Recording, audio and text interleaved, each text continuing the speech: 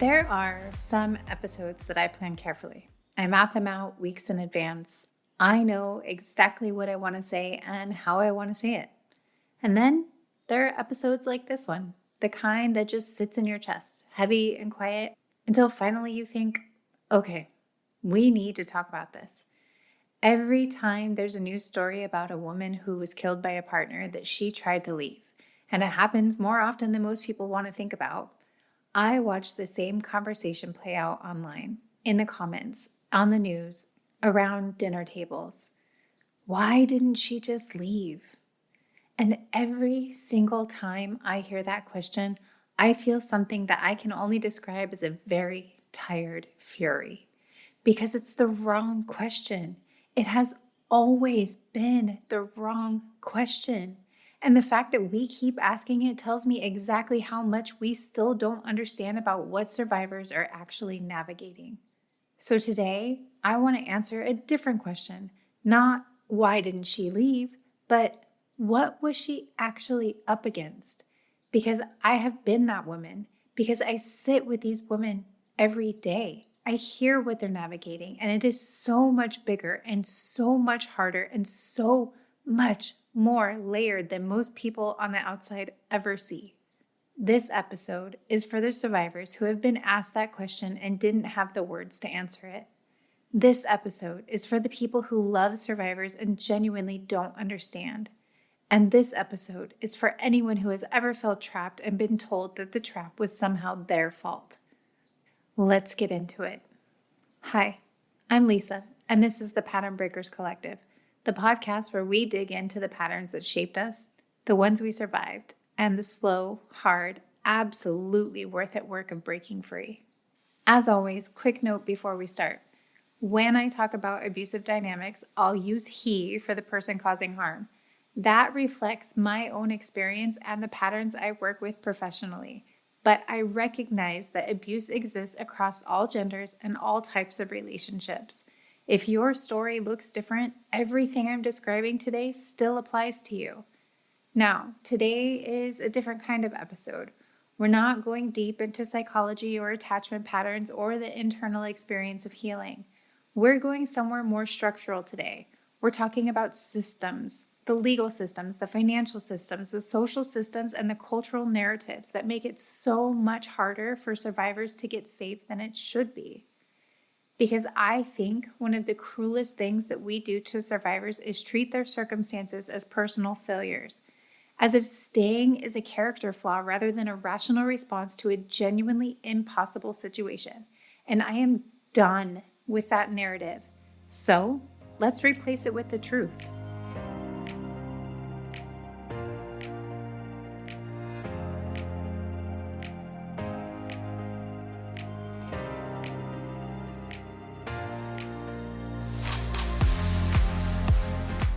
Let me start with something that I think is genuinely misunderstood by almost everyone who has never been inside of an abusive relationship. Most survivors are not confused about whether what's happening is abuse. Most of them know. On some level, they know. And they are not staying because they haven't thought hard enough about it, or because they secretly enjoy the pain, or because they don't understand what a healthy relationship is supposed to look like. They are staying because they are doing the math constantly, every single day. And the math looks like this. If I leave today, where do I sleep tonight? If I take the kids, does that trigger something dangerous? If I don't take the kids, what happens to them? If I go to a shelter, what does that mean for my job? What does it mean for their school? If I file a report, will it make things worse before it makes them better? If I get a protective order, will he follow it? What if he doesn't and nothing happens? What if I spend everything I have on a lawyer and the court doesn't believe me? What if I leave and he gets unsupervised custody?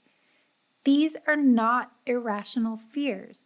These are often extremely accurate assessments of a reality that is genuinely dangerous and genuinely unpredictable. Staying is not always a failure of courage or clarity. Sometimes it is the most strategic, most protective, most rational decision available given the actual options in front of someone. And until we understand that, we will keep asking the wrong question. I remember sitting with a woman, and I won't share identifying details, but I want you to understand the reality of what I'm describing, who had tried to leave 3 times. Each time, something happened that pulled her back or made leaving more dangerous than staying. And when she talked about it, what I heard was not confusion. What I heard was someone who had done an incredibly sophisticated analysis of her situation and concluded each time that the options available to her were not actually safe enough yet. And that's not weakness. That is survival intelligence operating in an extremely difficult environment. One of the most significant barriers keeping survivors in dangerous situations is money. And I want to talk about this more honestly than I think usually gets talked about, because the financial reality of leaving is genuinely brutal. First, there is overt financial abuse, and it is more common than most people realize. Financial abuse can look like controlling all access to accounts, destroying someone's credit deliberately, preventing them from working or sabotaging their employment when they try, monitoring every purchase, withholding basic financial information so that the other person has no idea what the household actually owns or owes, and slowly, systematically creating a level of financial dependence that makes independence feel impossible. But even outside of deliberate financial abuse, the structural economic reality for many survivors is nearly impossible. Think about the woman who paused her career to raise children, or who worked part-time for flexibility, or who was the lower earning partner and organized her life around that assumption. She didn't make those choices thinking she was building a trap. She made them because they made sense at the time, inside of a relationship that she believed was safe. And then suddenly she's expected to build an entirely independent life, often with children in tow, with whatever resources that she has access to, which is probably very little. Housing costs money, childcare costs money, a lawyer costs money, therapy costs money, and she's going to need it. Even the most basic elements of starting over cost money that many survivors simply do not have access to. And I am so tired of hearing people say, well, I would just leave, as if that's a simple logistics problem. Would you? With no savings and no credit in your name and children depending on you and someone threatening to make your life as difficult as possible on the way out? I say this not to make anyone feel hopeless. I'll talk about resources later. I say it because I think we owe survivors the acknowledgement that financial barrier is real. It is enormous, and it is not a reflection of how much they want to be free.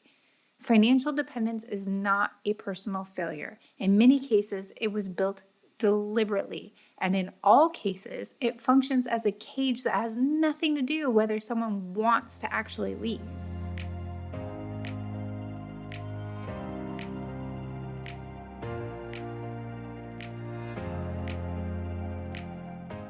Next is one of the hardest things I want to talk about, because it involves something that is supposed to protect people, the legal system, and the reality of how that system actually operates for survivors of coercive control. Many survivors finally reach the point where they decide, I'm going to tell the truth.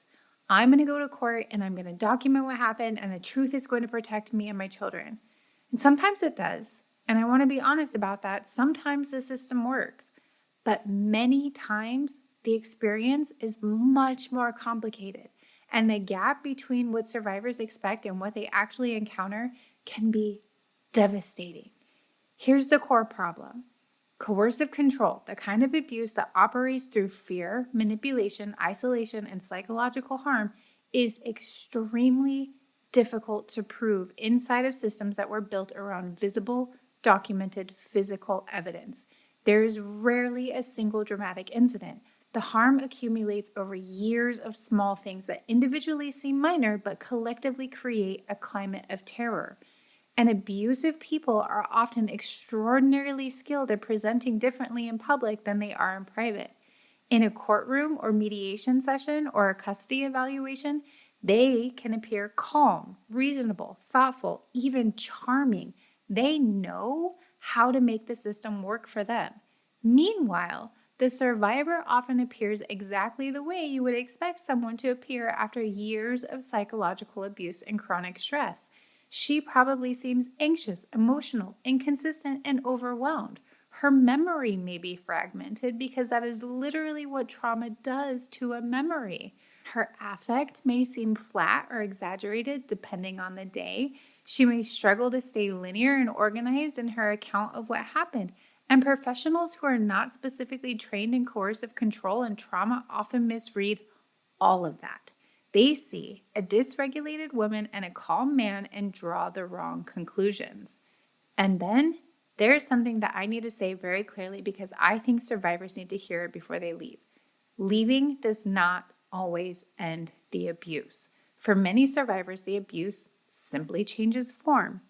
What was happening inside of the home moves into the legal system, into custody arrangements, into financial warfare, into using the children as leverage, into harassment that's just subtle enough to evade a protective order. I am not saying this to discourage anyone from leaving. I am saying it because survivors need to go into the process with accurate information, not idealized expectations. Knowing what's possible allows for better planning, and planning saves lives. The legal system was not designed with coercive control in mind. That is a systemic failure, not a survivor's failure. And naming it clearly is part of how we start to change it. Okay, I want to step back from the systems and structures for a minute and talk about something that I think operates a little more invisibly. The cultural messaging that most women have been absorbing since childhood about what it means to be a good woman, a good wife, a good mother. Because here's the truth. Women are socially rewarded for self-sacrifice in ways that men are not. Constantly, consistently since childhood. We praise women for enduring, for forgiving, for keeping families together, for being patient with difficult people, for being the emotional glue that holds everyone else in place. We call it strength when a woman stays through something hard. We call it loyalty when she keeps trying. We give her credit for how much she can absorb while still functioning. And a lot of women were taught before they were old enough to even question it that their value comes from how much they can tolerate while still showing up for everyone else. So, when an abusive relationship tells a woman through action and through words that she needs to be more patient, more understanding, more forgiving, more flexible, more accommodating, that message does not land in a vacuum. It lands on top of a lifetime of identical messaging from family, from religion, from culture, from the media, from the stories we tell about what love is supposed to look like. And the people around her are often reinforcing it.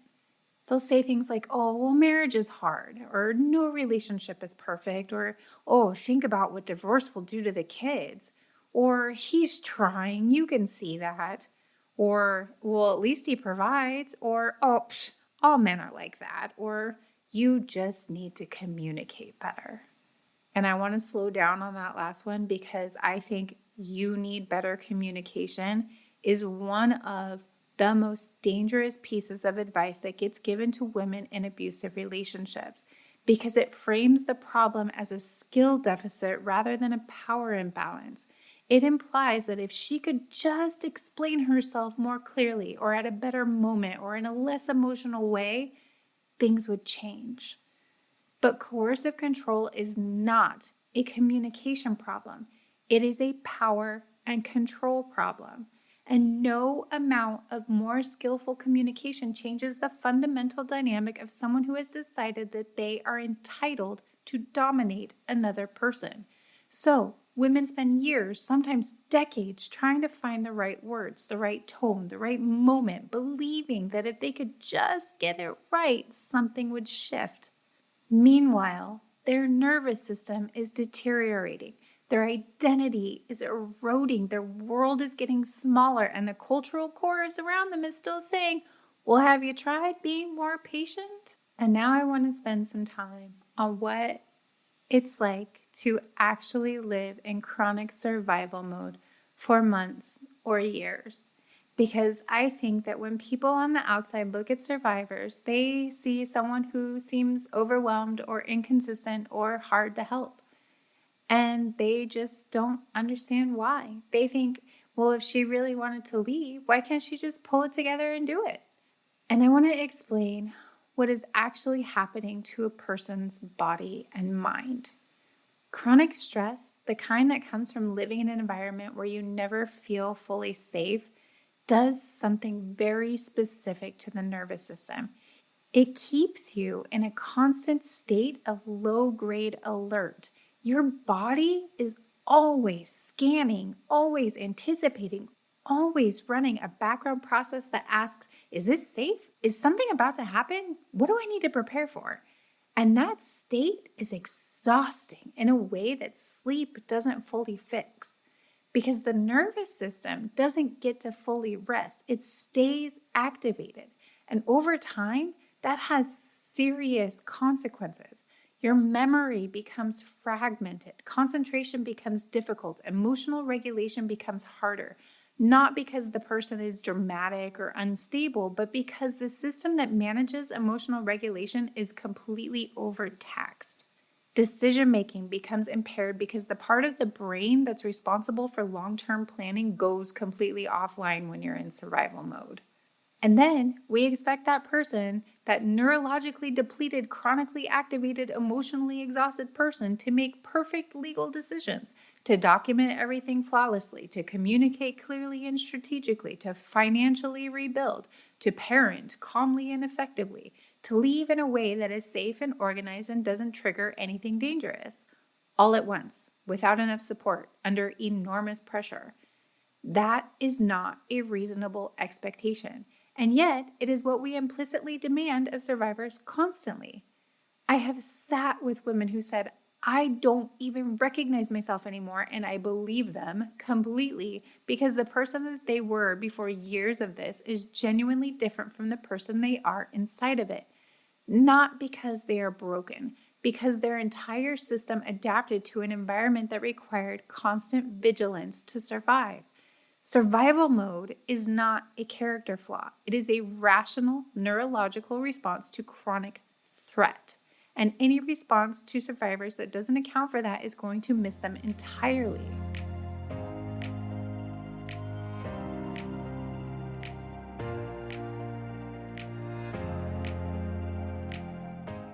Now, this part is going to be difficult for me to talk about because it sits right at the intersection of my professional experience and my own. Survivors reach out more often than people think, more often than the public narrative of "she never said anything" suggests. They call hotlines, they tell friends, they tell family members, they go to doctors who see the signs, they call the police, they apply for protective orders. They tell their children's teachers, they tell their therapists, they write emails that they never send. They almost leave a dozen times before they actually leave.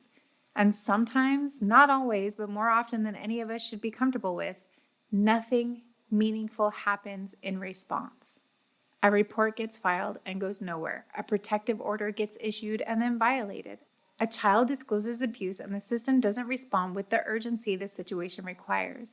A woman reaches out to family and is told to think about what divorce would do to the family. She reaches out to a religious community and is counseled to submit and pray harder. She reaches out to a friend and that friend stays close to both of them and nothing changes. And every one of those failed responses teaches the survivor something. It teaches her the system doesn't really work for people like me. It teaches her that people around me will protect their own comfort over my safety.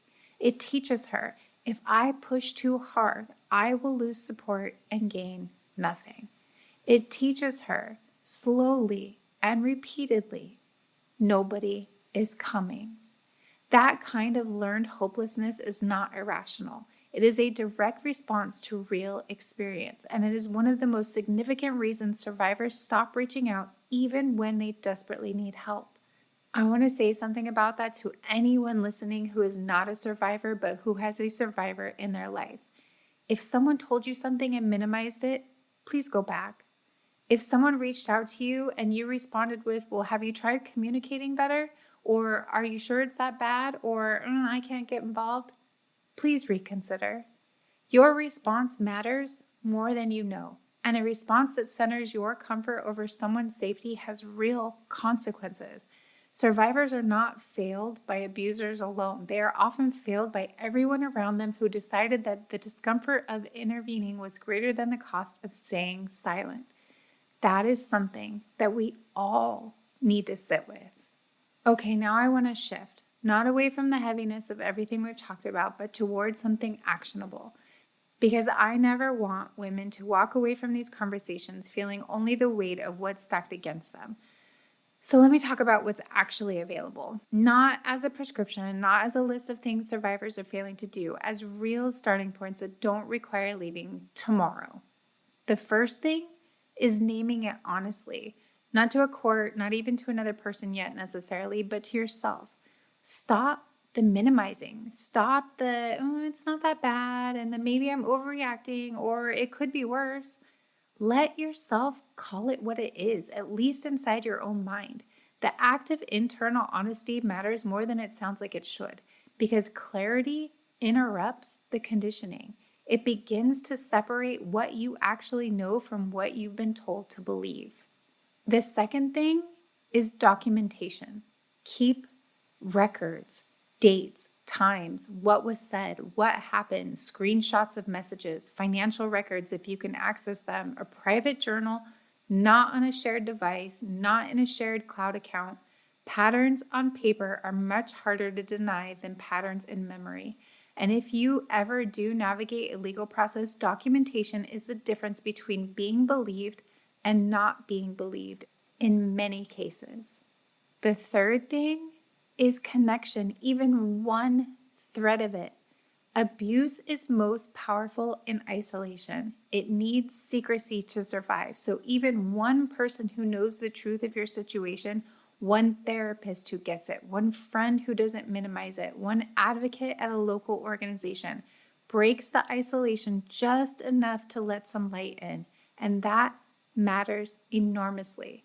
And I want to be specific about finding a therapist here, not just any therapist, someone who is specifically trained in trauma and coercive control, because a well-meaning therapist without that background can actually make things worse by applying couples communication frameworks to what is actually a power and control dynamic.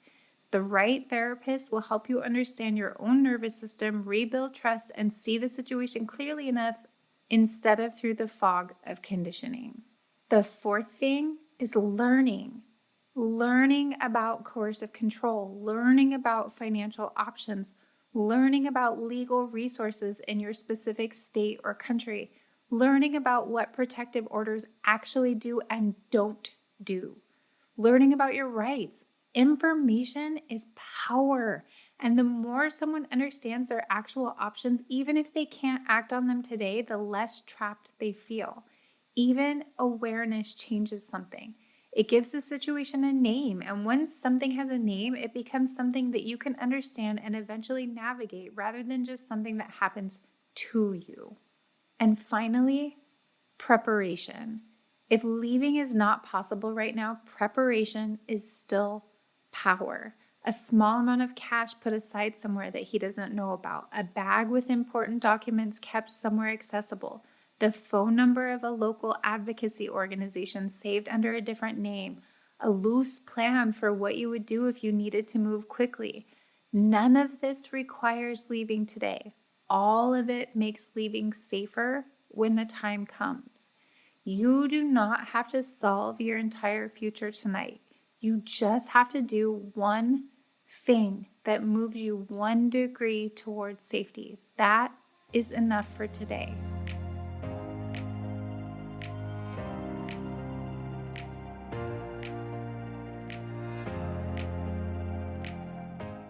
And I want to say one more thing before we close because I think it matters.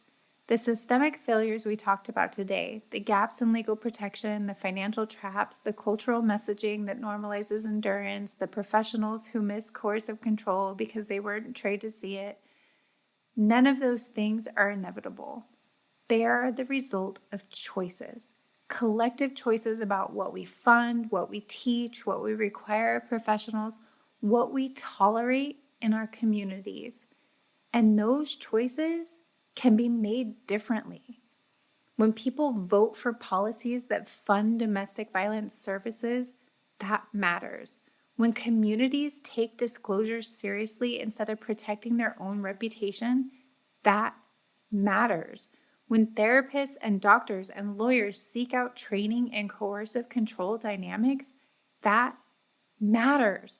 When teachers and coaches and pediatricians know what to look for and what to do when they see it, that matters. When family members believe the survivors instead of prioritizing the family's public image, that matters enormously.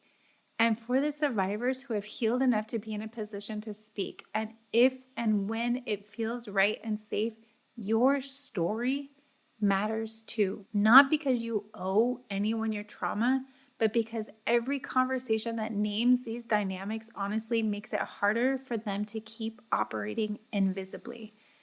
I have watched women come through the worst of this and reach a point to where they said, what happened to me cannot be the end of this story. And that conviction, that clarity is one of the most powerful things that I have ever witnessed. Systems only change when enough people become unwilling to stay silent about their failures. That is not the responsibility of survivors alone. That is the responsibility of every single person in the room who sees what's happening and has the safety to say something. I want to end this section of the episode with something that I mean completely. Systems fail survivors. That is true. I have said it plainly today, and I am not going to walk it back. The gaps are real. The barriers are enormous. The cultural messaging is damaging. The legal and financial realities are brutal for many women. And survivors are not powerless. I want to hold both of those things at the same time because I think only saying the first one without the second is incomplete. The hardship is real, and so is the resilience. And I have watched women rebuild lives from circumstances that looked from the outside like they had no road back. Women who came out of 20-year marriages with nothing financially and rebuilt. Women who navigated custody systems that initially failed them and eventually found protection for their children. Women who had been so conditioned that they didn't recognize their own voice anymore and slowly, painstakingly found it again. It wasn't fast. It wasn't linear. It wasn't the triumphant montage. It was slow and hard and involved a lot of backsliding and a lot of days where the progress was invisible, but it happened. And the first step in almost every one of those stories was the same. She stopped lying to herself about what was happening. Not lying to anyone else. She may have had very good reasons to be strategic about what she said out loud and to who. But inside herself, she stopped dismissing what she knew. She let the truth of her situation be fully true without immediately minimizing it or explaining it away or framing it through his perspective. And from that internal honesty, everything else became possible. Not immediately, not without enormous difficulty, but possible. Small options are not the same as no options. And one honest internal moment, one moment of letting your own experience be fully real is where everything can begin to shift.